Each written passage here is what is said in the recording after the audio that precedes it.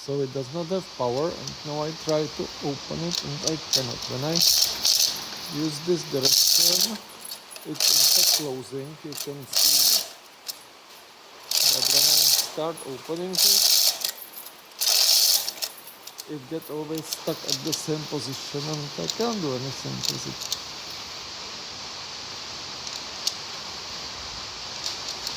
Here when I press this, it is again closing, not opening.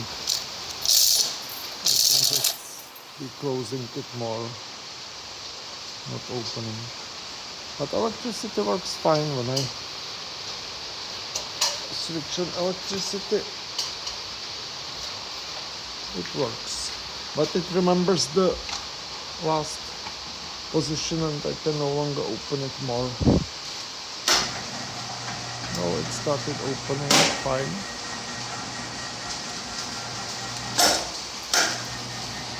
Closing will stop at the proper position. So electricity works, but the chain does not at all.